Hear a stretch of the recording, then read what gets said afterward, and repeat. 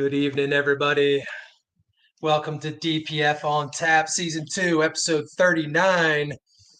We're calling this one Missing Dugan tonight. Let's pay some bills. Hey, guys, if you're looking for internet, home sound systems, like your front door camera, cameras around your house, sound system out back, you go to pensivetechnology.com, you talk to Chris. Chris will come out. He'll, give you an estimate, and then he's always willing to work with you. Hooked up Chris's garage. The garage can now safely land the Starlink thing that he has enough bandwidth to land that booster. Correct. His guest Wi-Fi has more speed than my entire house. So if you're looking for that kind of stuff, call Chris or don't call him. Go to pensivetechnology.com and set up a appointment with him. Second thing I want to talk about today is Yards. Yards makes amazing beers like this High Dive we love. The Philly Standard, made in Philly for Philly. So like if you're going to a tailgate, the Sixers and the Flyers are hot and heavy right now. Flyers looking a little better than the Sixers, admittedly, but drink a beer that's made in Philly for Philly. You wouldn't wear a Penguins jersey to a Flyers game if you're a Flyers fan. Why are you drinking some other city's beer? And check us out at Yards this Saturday. I'll get you a little bit more information on that in a couple of seconds here. Last thing I want to talk about before we get into tonight's content is Hidden Stills. So Hidden Stills is a Pennsylvania distillery right next to Hershey Park. You can see from their parking lot one of the rides. Great spirits. They're diving into the ready to drink drinks that are, some of them are amazing, with the bourbon tea and the bourbon peach tea and the bourbon lemonade. I think I always forget one that Dugan likes. Maybe it's bourbon and ginger or something like that. Is that right? That's one I love too. And if you go there, their food is amazing. Their chef and their team in the kitchen is putting out some of the best food that you can have with paired with all these drinks.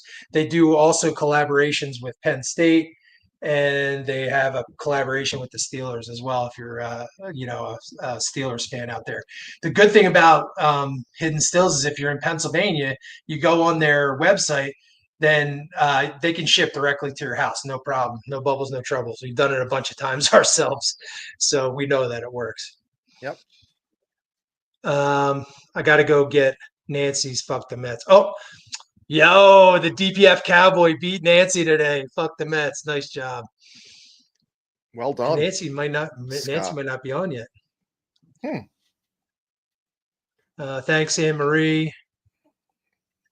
And thanks, Gordon. Appreciate it, guys. Good stuff. Appreciate you guys being on early. Absolutely.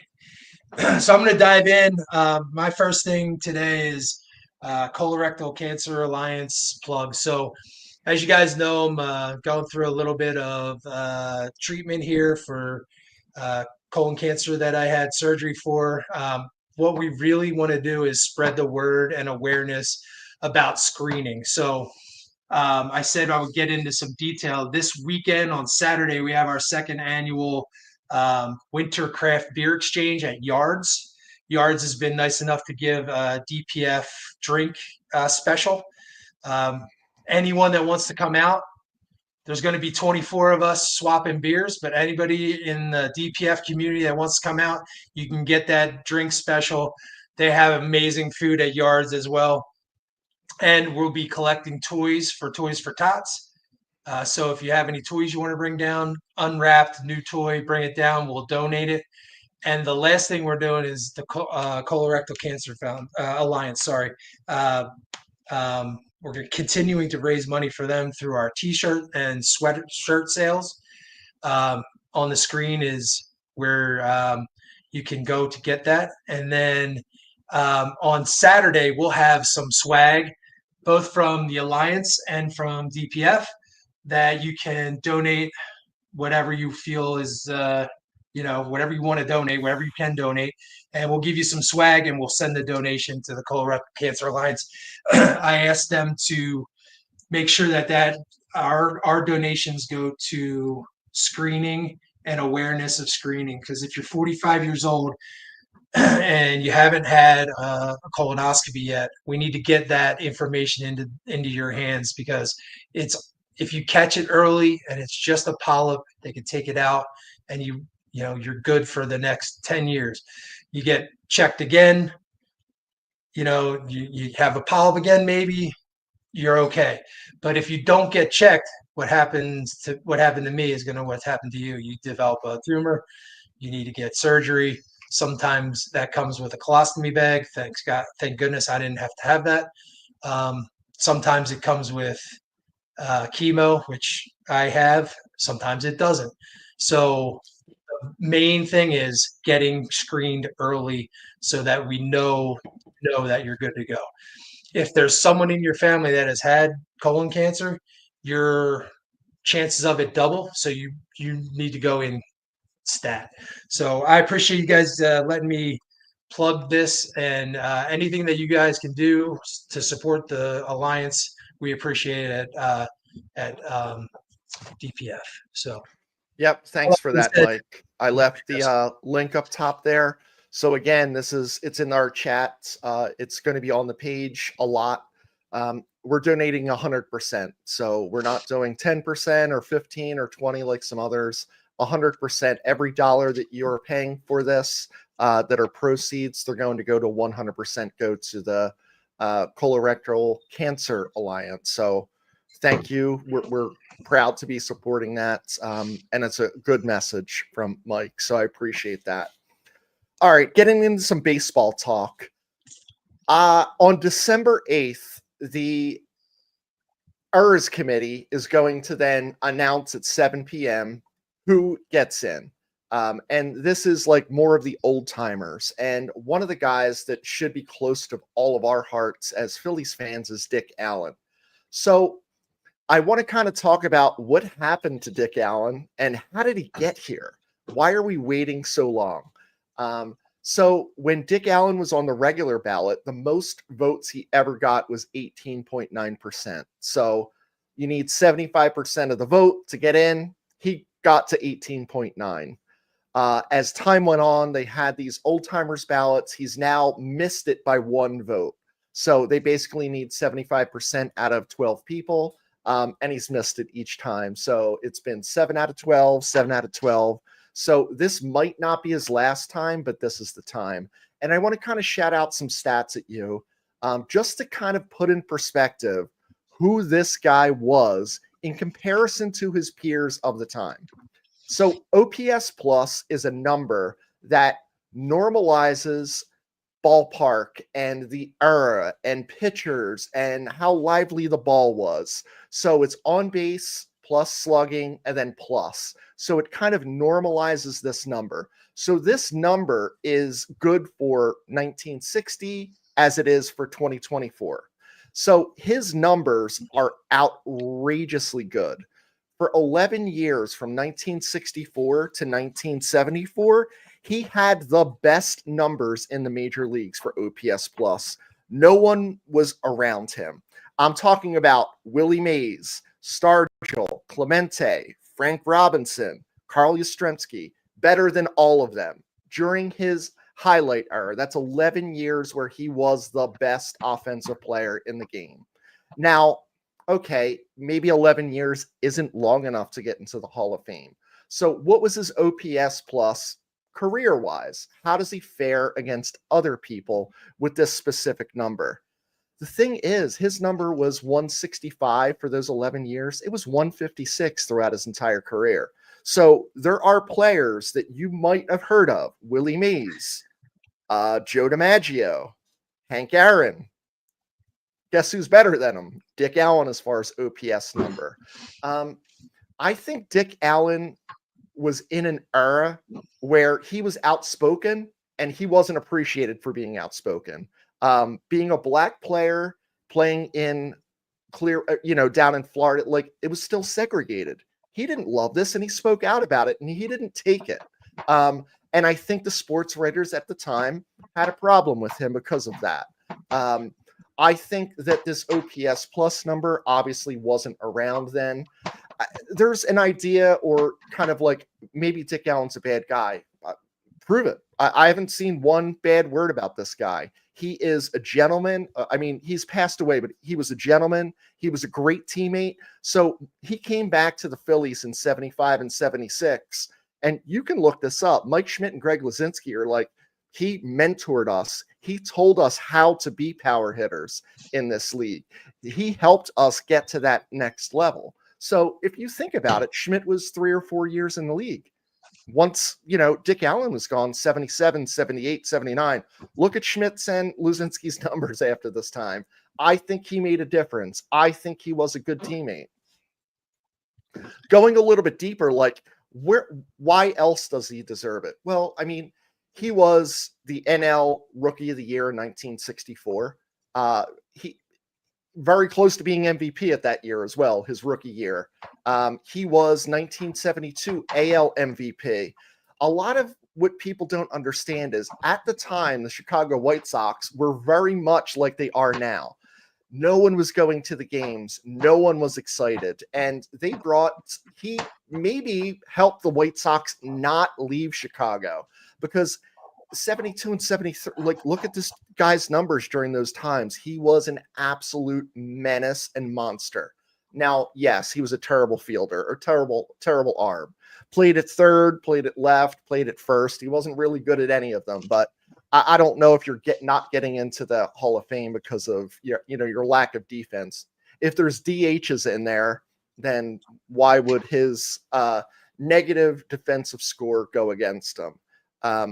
The other thing that's kind of important to me is, we grew up with Mike Schmidt. Like, he was everything. Like, he was the best third baseman in the league ever. When you're at the game, we wouldn't get up when he was at bat. Like, back then, you just didn't do it. You didn't know what could happen. My dad would tell me the stories of Dick Allen at Connie Mack Stadium, hitting it over the flagpole, 420 to center, hitting it over the roof, the Coca-Cola sign in left center.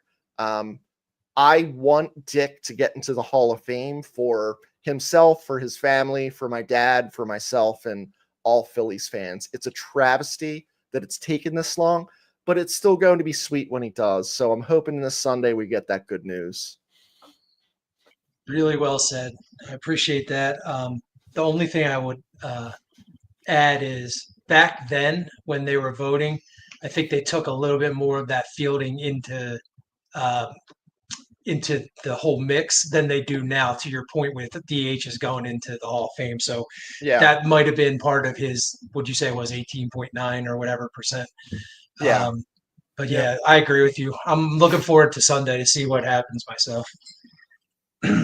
So what I want to talk about, and I got some numbers too to throw at you guys. So we're trying to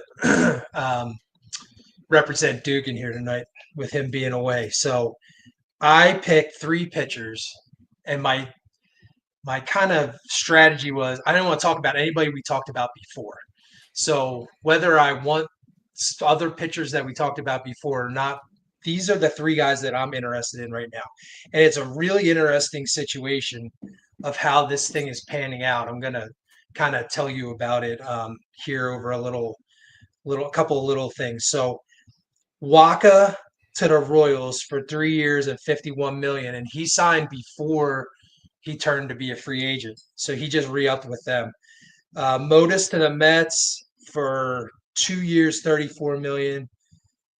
I think it's Kikuchi to the Angels for 3 years, $63 million, and Boyd to the Cubs for 2 years for $29 million. So those guys are kind of like that mid-range starter, and they've kind of set what the mid-range starters price point is going to be in years for the rest of the this offseason. The big name pitcher who's signed, we all know, is Snell with the Dodgers for 5 years, $182 million, $65 million deferred. So now that's kind of what the top tier is set at, right? So that middle tier that's left is Flaherty, Manaea, Severino, Pavetta, Evaldi, and Haney. That's kind of that mid tier. Now you got to understand, if you pick Manaea, Severino, or Pavetta, you got to give up a pick with them too, because they all declined their offer from their team. So it's going to cost you whatever their mid-range, 2 or 3 years, 29 to 63 million.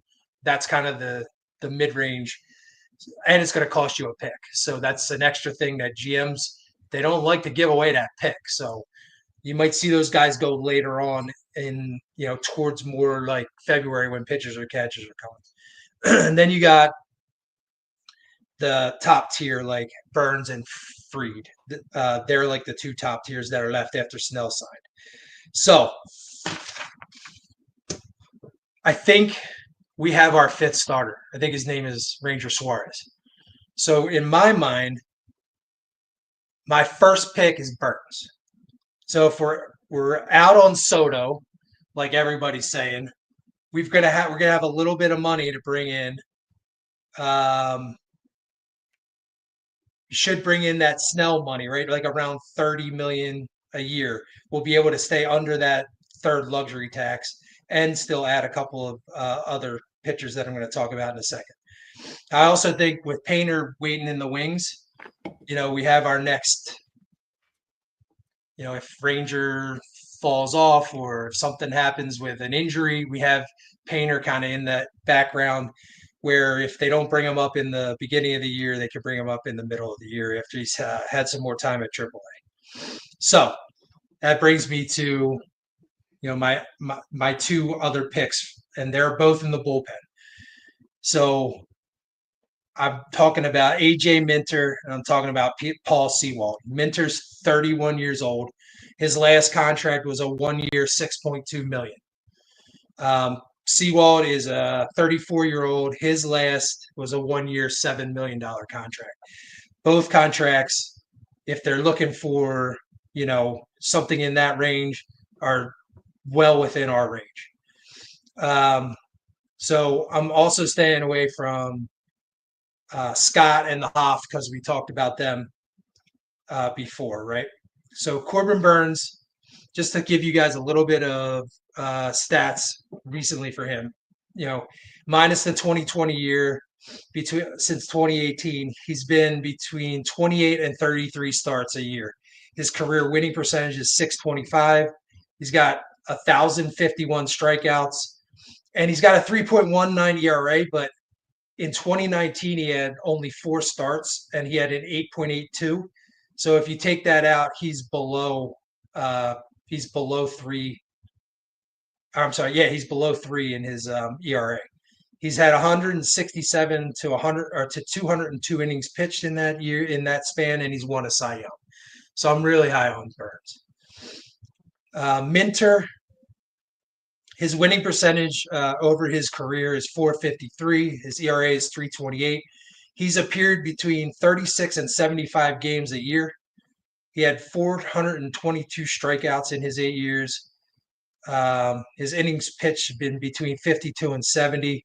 In the last 3 years, he's given up 10 runs, 27 runs, and 16 runs. And those were in 39, 70, and 75 appearances. So pretty solid stat line for Minter. I'm thinking maybe 2 to 3 years, 18 to 21 million should get him signed. And then Sewald, his winning percentage is .444 over his career. He's between 42 and 65 appearances over 8 seasons. His ERA is .409, but it's been well below .409 since he left the Mets. So he's about half of that since he left the Mets. He's pitched between 39 and 64 innings, and he's given up 19, 21, and 19 runs in 39, 60, and 64 appearances over the last 3 years. I figure 2 years for Sewald. He's a little bit older than Minter, 14 to 16 million. I really like those 3 guys. It's kind of like digging in a little bit deeper than we have prior to, and keeping those guys out of the conversation. So, Mike, I'm proud of you that you kind of said you're not going to talk about people you talked about before. I was sure you're going to bring up Trevor Bauer. So kudos to you for not doing that. I was 100% sure that that was going to happen. Corbin Burns to me is a wheeler. He's just a horse. Like getting someone like Burns it would just be, it's not going to help our offense though, right? And we know that Wheeler can't win games alone. But maybe that you're kind of talking about shoring up the bullpen. So left-handed wise, like when you're talking about Minter, who's that left-handed guy? I know that Topper is saying like, oh, Kerkering's just as good against lefties as he is righties. It's not the same thing, right? I would like to see a left-hander because I don't trust Alvarado. And he's just not the late inning guy for me. I don't know. He's just had too many blowups, just too many things have happened. And maybe it's that Yordan Alvarez home run that still hasn't landed yet is affecting him. Like it does a lot of pitchers. Lidge came back from that when Pujols rocked him in the playoffs. The other guy that kind of like you mentioned that I'm not totally against and I'm kind of up in the air on is Manaea. So the good is the Phillies don't have to face him, right? If he was on our team. The bad news is we'd have to hear the fucking word crossfire 1,000 times. Right. So I'm kind of like, I don't know. Like I want him to go to Oakland, whatever the hell the Athletics are called, Sacramento or what have you. Seawald's like we saw this guy up live and close, and I'm a fan of the Mariners, or at least follow the Mariners. So he was there and he did pretty well. When he was there.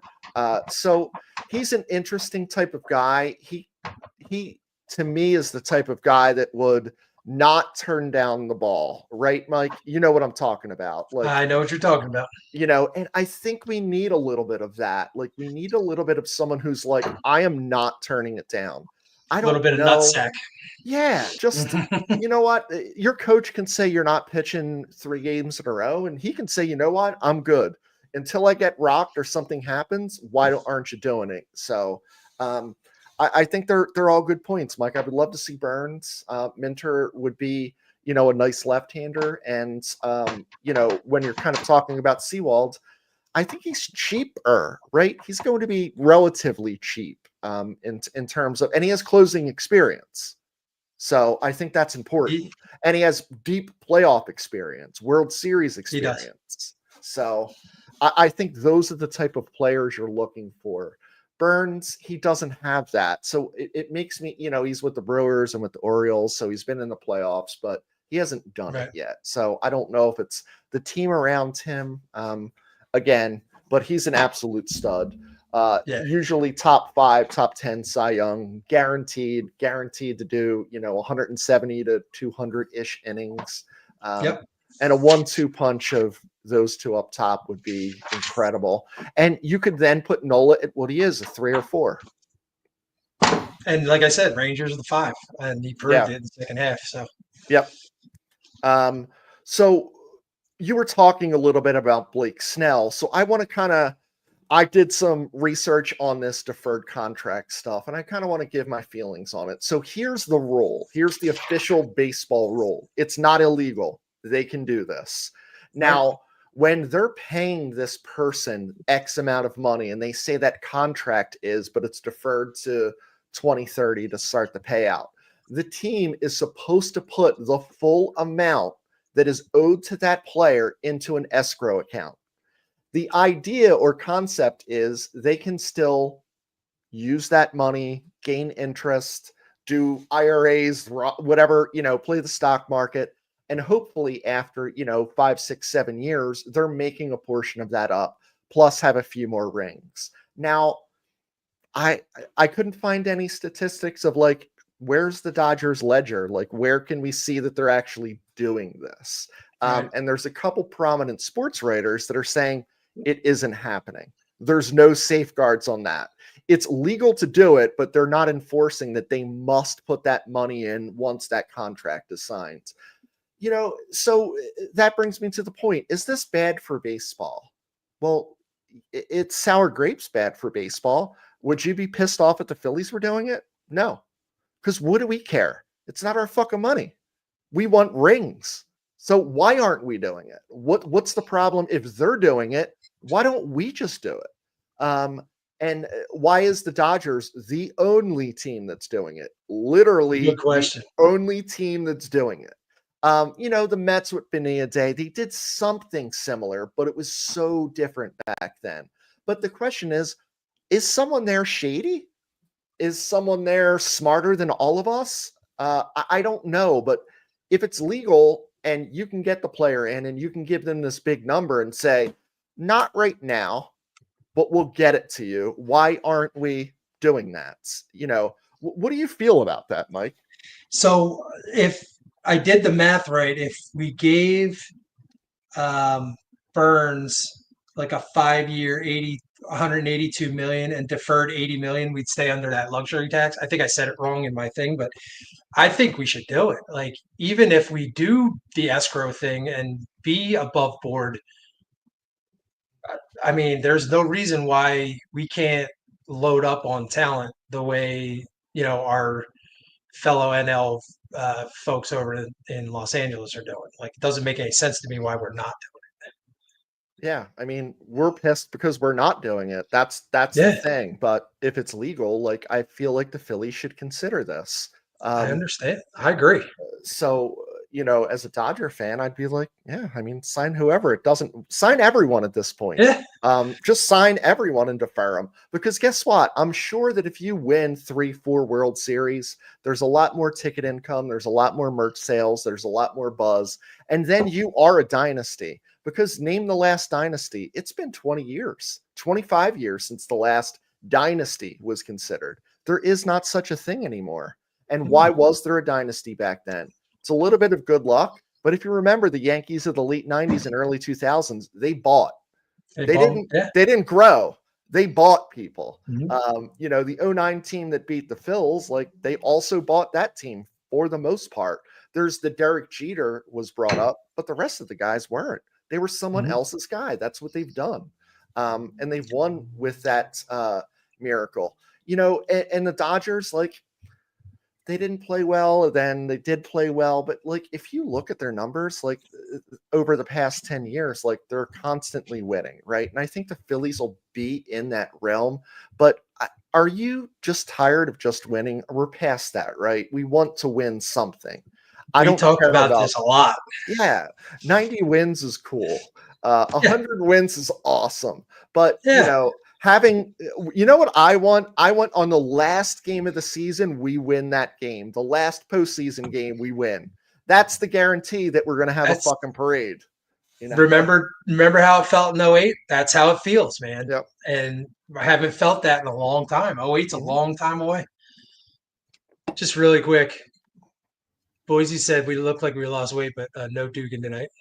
Oh, Jesus Christ, Ryan. Oh, my God. Oh, you know what? Dugan must be watching because he just texted me. So he has some breaking news or some idea.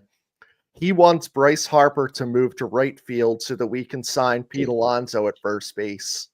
Now, Chris, it's not a terrible idea. He's a right-hander. I know you're a big Alonso fan. So, does he have to wear the Mets uniform or can he wear the Phillies uniform? Does he have to be an asshole and be in the home run contest? Like it's a, I think he's banned. Oh my He God. comes here, he's banned from the home run derby. I think that Pete Alonso like takes the home run derby like most people. Well, like everyone that does CrossFit takes CrossFit, right? They're dead serious about it. Exactly.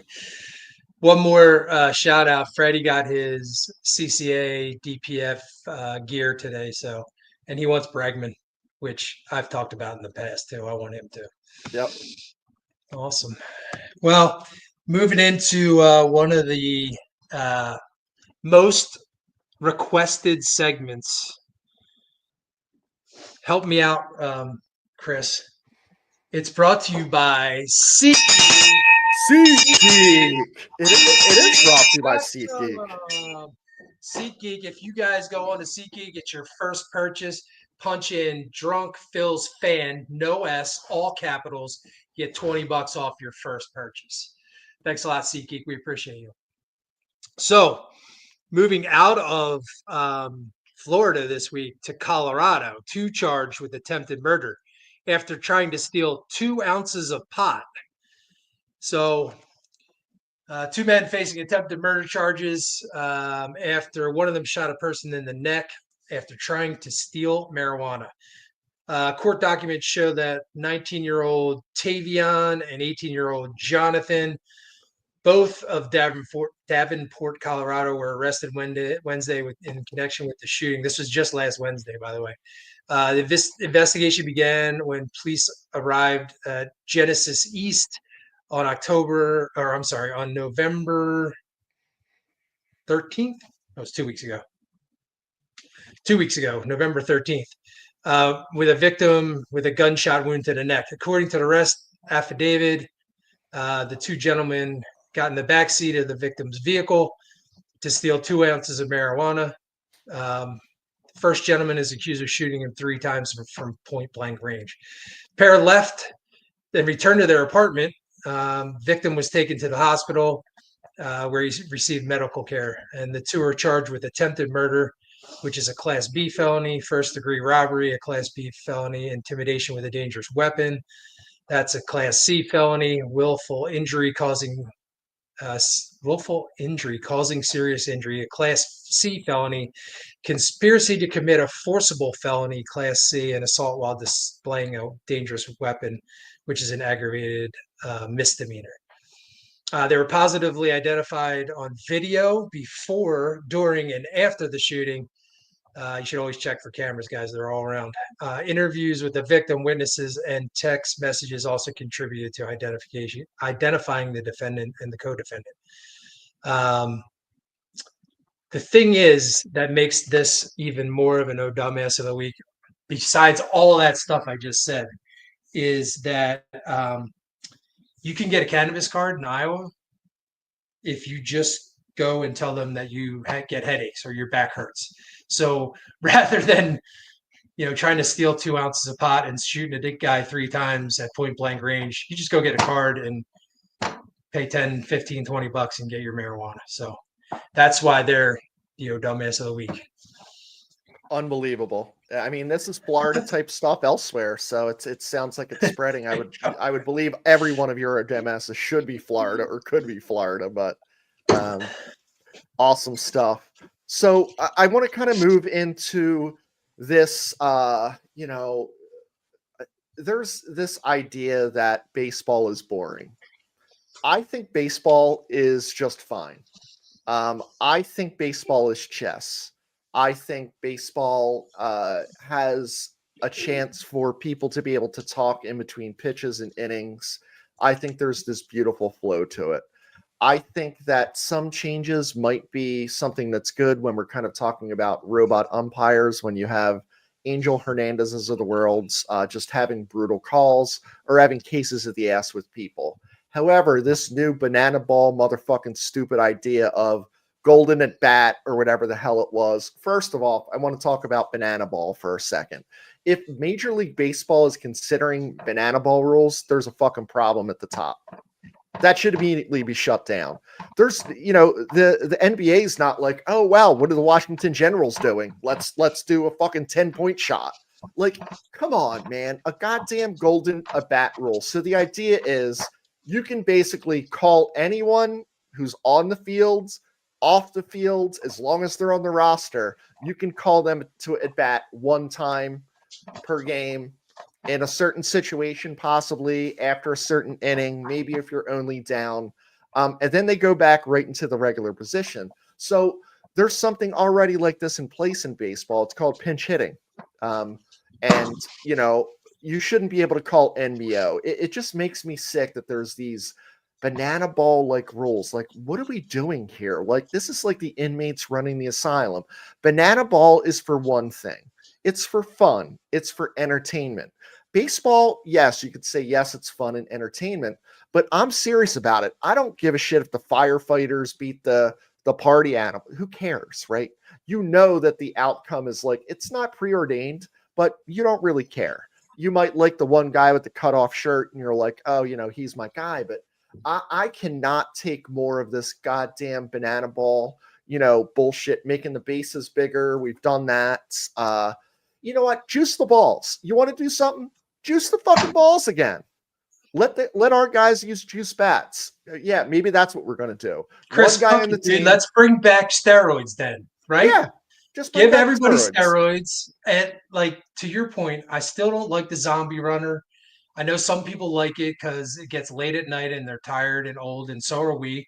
But I don't like the zombie runner. I kind of like Steve Mold's idea. If you have to do it in the 12th or 13th inning, okay, that's fine. But Yeah. like as soon as I saw the golden, like I went to see the Bananas, and I thought it was fun.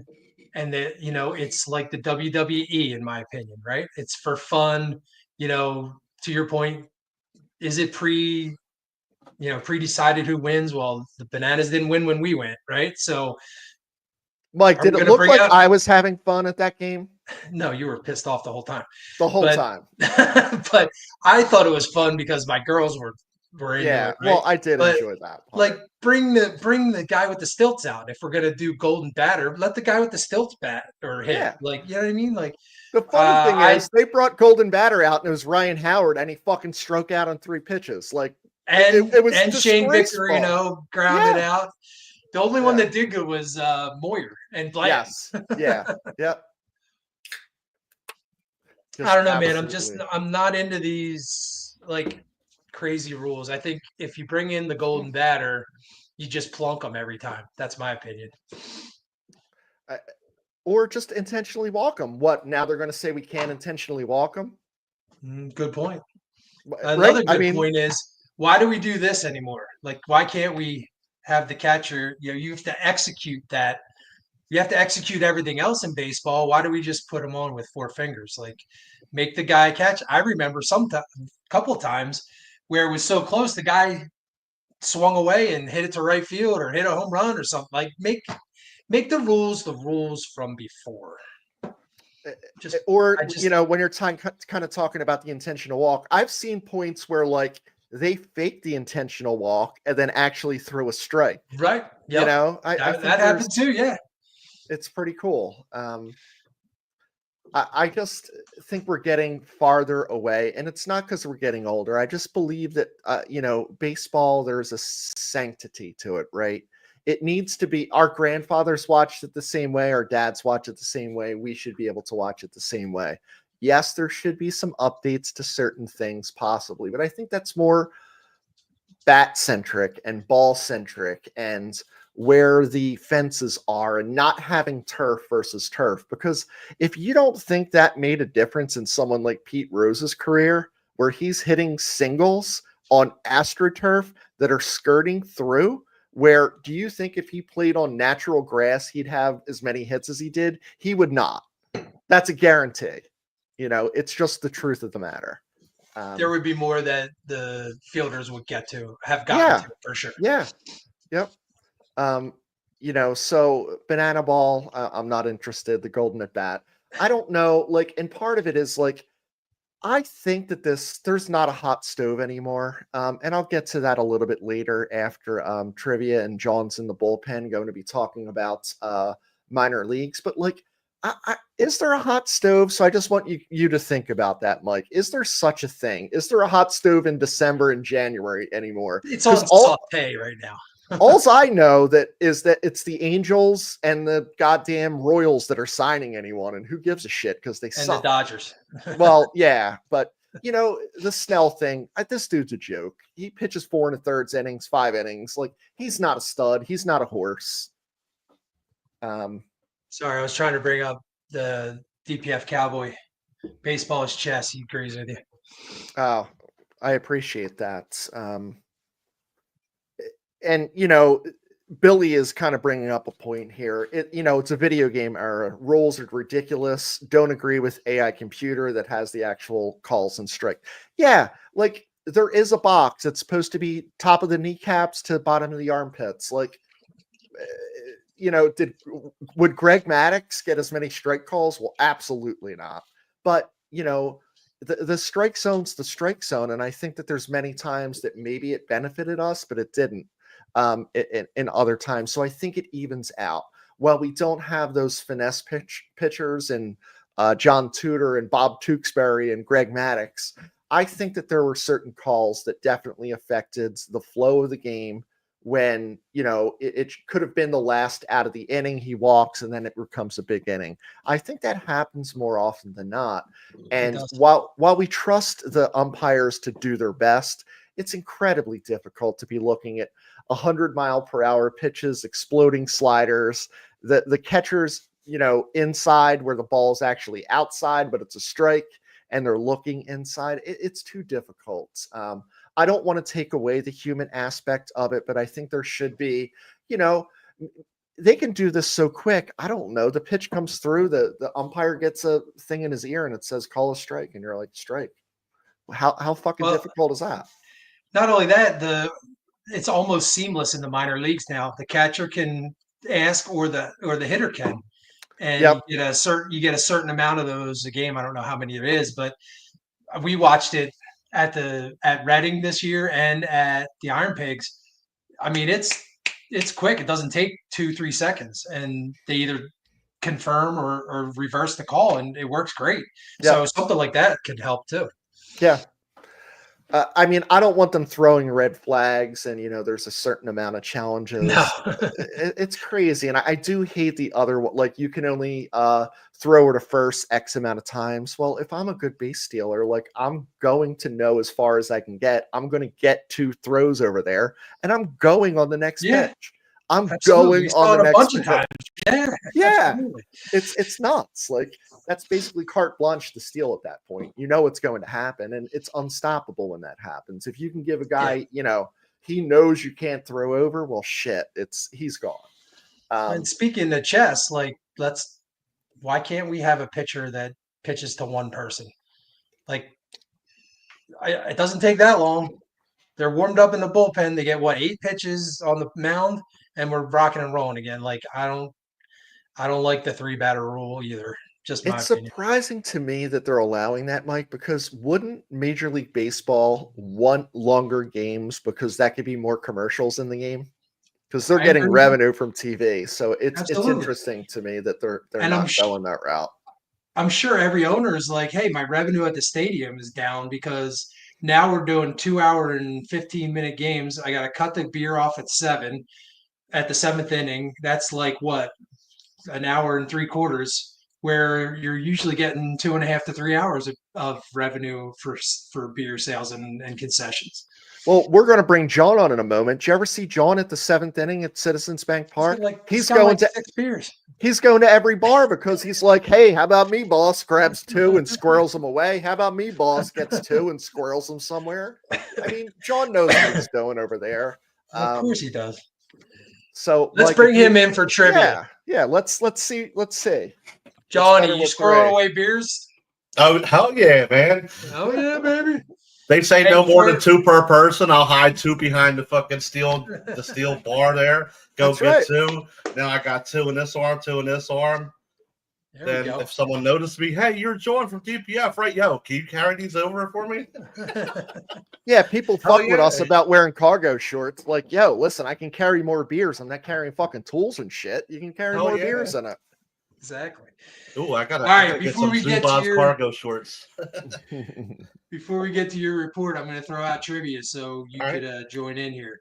Everybody on the chat too, join in. See if we can get a winner here. So trivia on this date, December 4th, 1998. What Phillies amateur free agent signed with the team? I got 2 hints. Oh, go ahead. Carlos Ruiz. All right, bonus points. Do you know how much you got to sign? Oh, good. I'm gonna just roughly say 700,000, just as a guess. Chris, you got a guess? I'll go way lower and I'll say 10K. Yeah, $8,000 he got to sign. Unbelievable. $8,000. And he has he's tied for the most no-hitters caught in the history of the game. It's unbelievable, dude. Wow. We signed him for $8,000. He also became World Series champion. As you guys know, I had 2 hits for you. So, all right, Johnny, fire away, my friend. What's going on, guys?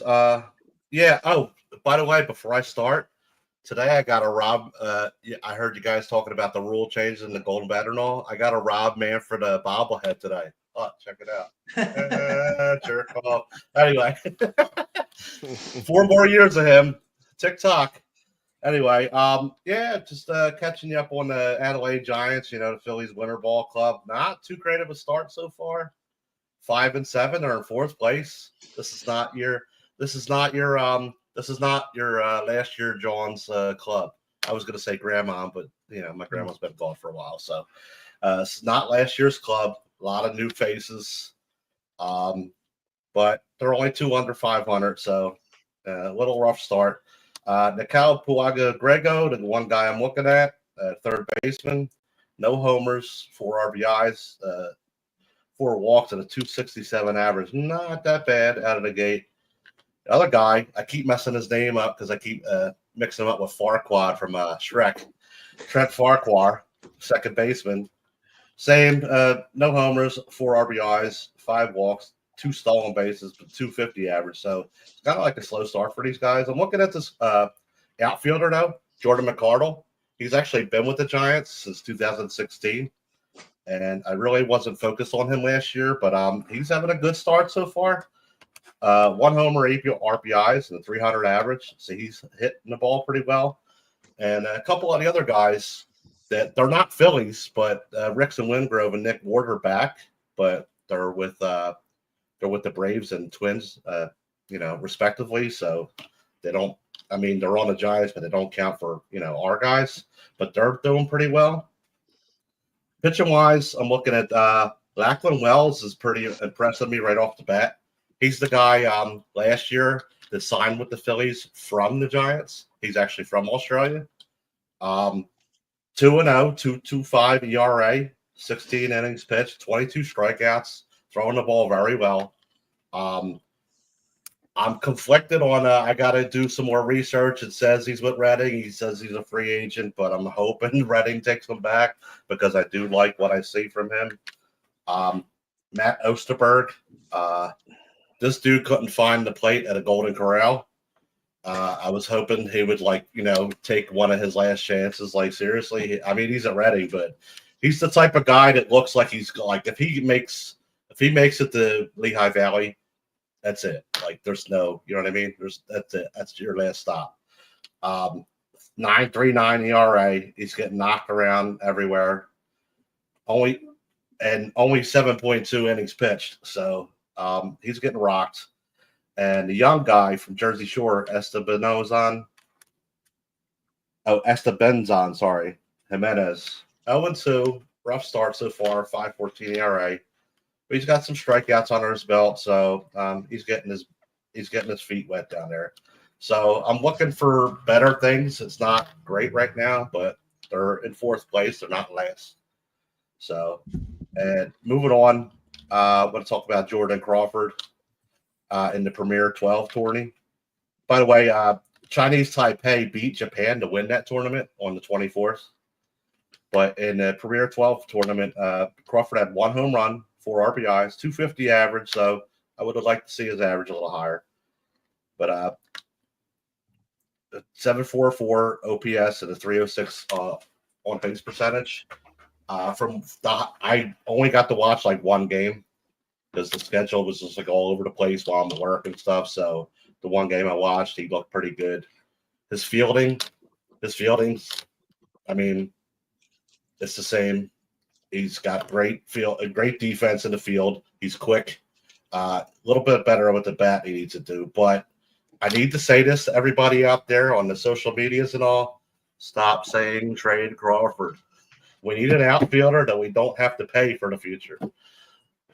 The kid's going to be good. He's a 4-tool. So, but it was good experience for him to get play with the national teams and all that, and get with the other players. And last but not least, Mike stole my thunder a little bit because I was going to mention Ruiz, but I mean that was a good trivia question though, so I can't hate on it. That was good stuff. I did not know he made that low though. I thought he got a little bit higher, but I did not know how much he got paid. I just know he got signed. Yeah.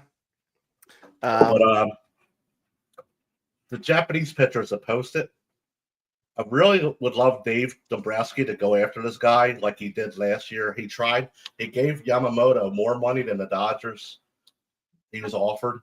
But, of course, Ohtani and the allure of the West Coast and all.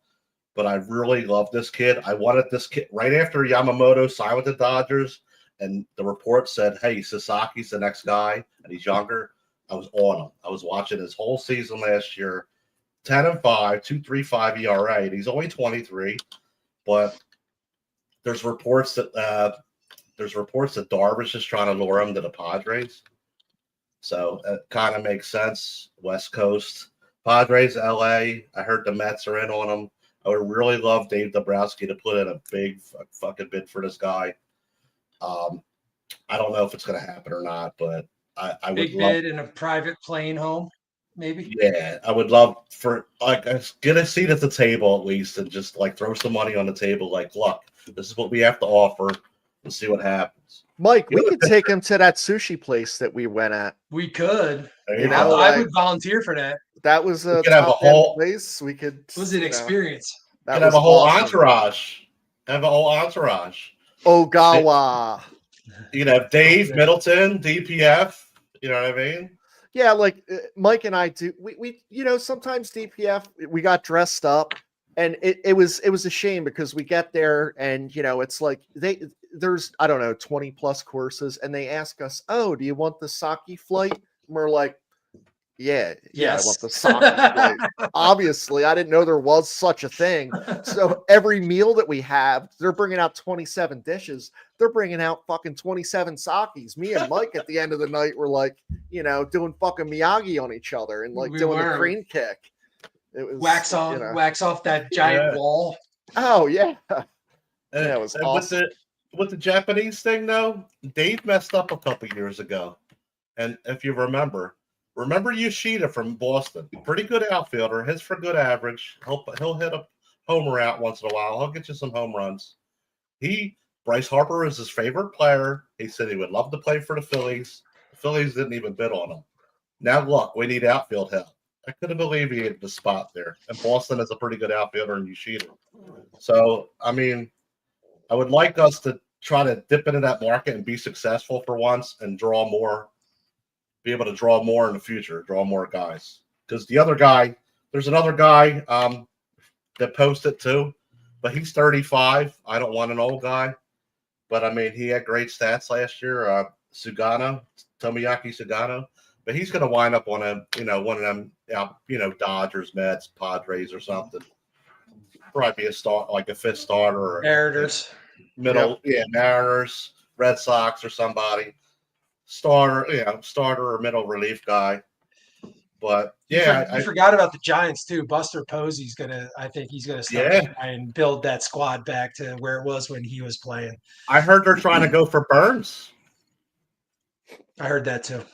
As a dark horse. I mean, they had Snell, right? So yes, they have some money out there to spend, and a good fan base. I want to kind of transition to the next section, but before this, Chastity is asking where's Uncle Badload. So I've asked him on numerous times, and I think, and he won't tell me this, but I think he's wanted by the law. I think he doesn't want to be seen, and his picture could be seen, and I hope it's nothing bad, but I don't think he'll ever be on. He just likes to call me when I'm in the garage. I'm sitting there, hey, what's up? And he's like, go fuck yourself, and then just hangs up.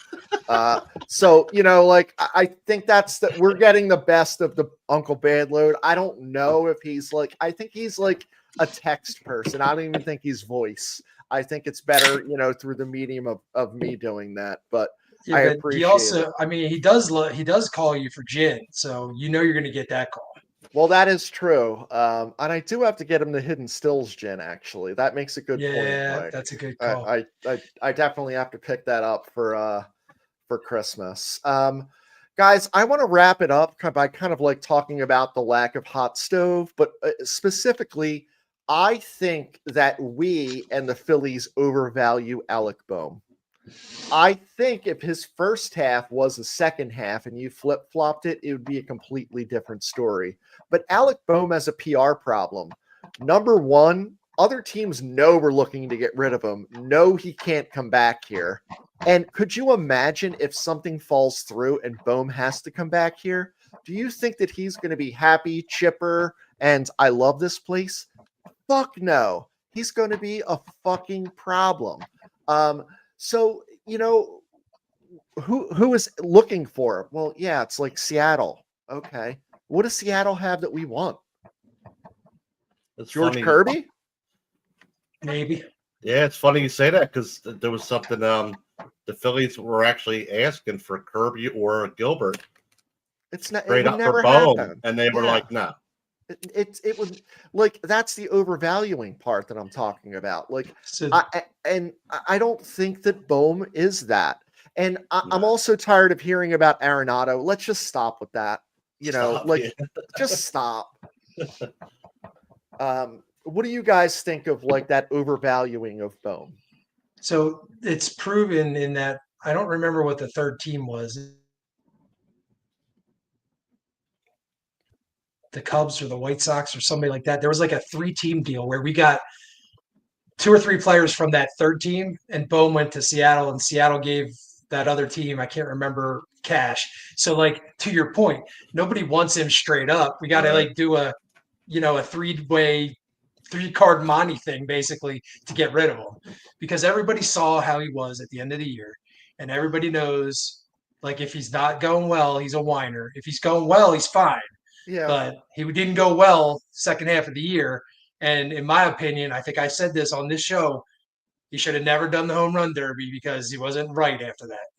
Yeah. Just my opinion. Yeah. That happens a lot. And, you know, with the kind of Phillies, and we're talking about Bohm, like, that's a trade situation there. Like, and we're talking about free agents. I don't know what happens first. I have a feeling that they can sign Corbin Burns because what does it matter, right? I think a free agent signing likely happens first. But what if they're bringing in someone like the Tucker or Bregman? I think at that point, like, doesn't Bohm have to be gone? Because if you're going to bring Bregman in, knowing he's playing for Bohm, and then you're trying to trade Bohm, people will be like, "No, I don't want him. Fuck it. I'll give you some bum for him. You know, nothing. I'll give you a bag of balls and some rosin bags. Or unless you do it in a very quick time frame, like within that same couple hours, like you got a deal on the table, like boom, as the ink's drying on at Bregman's thing, you're shipping Bohm out. Yep. You guys know I've always been a big Bohm fan. Huge Bohm fan. Got his jerseys. I'm always like Bohmy. I'm like I got the bracelets and all. But even my best friend was surprised when I said I'm out on him. When I saw the attitude at the end of the season and the pouting, and then that when Chris mentioned right at the end of the season about that season-ending interview, oh, I'll be back, and he was all cocky and all this. I ain't changing nothing. It got me here. I was done. I was done right then. Yeah. Like I looked at my jerseys, and I'm like, only paid like $30 on a Ling Ling site, like overseas. Like I didn't spend real money. Like, and they're legit jerseys, but I mean, I didn't spend money on them. I can get the new guy's jersey. Like I'm done. I'm done with them.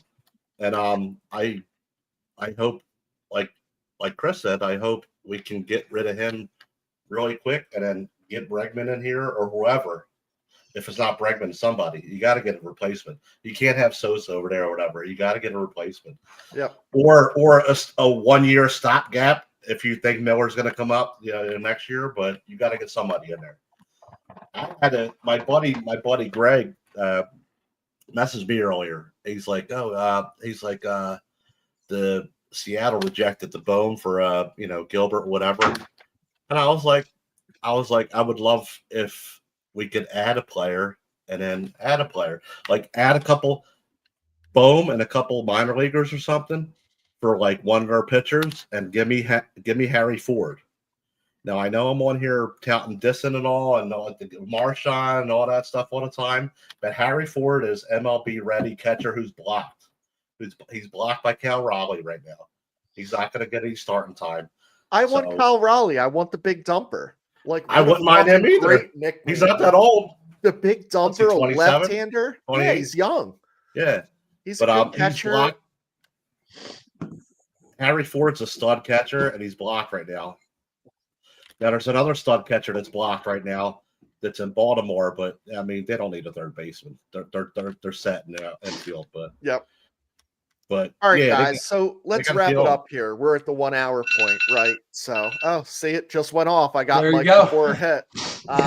So let's go around and give final thoughts. So, John, thanks for joining us in the bullpen. And what do you have to say? Just want to say real fast. Go get your hoodie and your t-shirt. Get your gear on our website. Mike and Chris have put the link up in our chat and on the bottom of the link, and on our page the link is 100% proceeds go to Colorectal Cancer Alliance. It's a good cause, and it's very close to our hearts here at DPF. So please do that. You'll be helping out big time, and you get some cool ass gear. This is a comfy hoodie. Just got mine in today. It's got the patch on it. It's got the little. It looks great. It looks great. Yeah, looks turned out awesome. Very comfy. So get yours today. And I just want to say, I hope there's no bullshit rules that come between now and the start of the season. No golden this, no silver this, or whatever. And as always, fuck the Mets. And anybody that's coming out Saturday, we'll see you there. And come with empty bellies for some beer and some food, and to donate Unwrap toys. Yeah, and bring a toy too. Unwrap Bring toys. an unwrapped toy for the kids. Go to Five and Below. Go to Amazon. Bring a toy with you. Yeah, Dollar General is buy one get one 75% off right now too. So. Awesome. So bring two. Or one place not to do not go to Adam and Eve. It's the wrong party. That's next door. That's not the toys. Yeah, that's the toys you want. That's the wrong party. Yeah. Yeah. So great job, John. You said everything I wanted to say. So I will say, come meet us out on Saturday. It's always good to shake hands and kiss babies with you guys. You guys are a blast. Definitely go and get your CCA gear, and fuck the Mets and fuck cancer. Chris, to you. Yeah, so our next podcast is going to be in 2 weeks. So that means it's going to be December 18th, right before the big holidays coming up. I missed Dugan tonight. He's at a Lilith fair. So he's like kind of listening to Sarah McLachlan and Celine Dion and a lot of his favorite female singers. So Chris, I hope you enjoy it. It's important to do what's important to you as far as passion. And they really have beautiful voices. So I really hope you enjoy that. Nice job, Dukes. The other part that I kind of want to say is, come out and support, right? We have some stuff we're going to give away. We're going to be doing some raffles. We're going to be doing fun stuff. It makes us feel good, and I'm sure it'll make you feel good to kind of donate some money, right? And donate money and get some things. A lot of times when you're doing it with XPN, they'll send a t-shirt out, but you have to donate $500. You're kind of putting $30 out there and getting a pretty cool t-shirt. So we want to be able to, announce a beautiful check to the Colorectal Cancer Alliance. Now, this is going on for a while, right? We're going to run this until Mike's done his cycle, which is very soon. He's 40% done, just about 50% done. Correct, Mike? Yeah, 5 out of 12 as of tomorrow. Okay. So what's that batting average? That's pretty good. 5 out of 12 is just below 500. You're almost 500. Yeah. So we're proud of you. Thanks for sharing our story. As you know, we're still very active on the Flyers, Phillies, Eagles, not as much as Sixers because fuck them and fucking Embiid. Yeah. But that is what it is. So I appreciate everyone listening tonight. Great job, guys. And we'll see you in 2 weeks and see you on the page in a couple minutes after this. Cheers. Have a good night.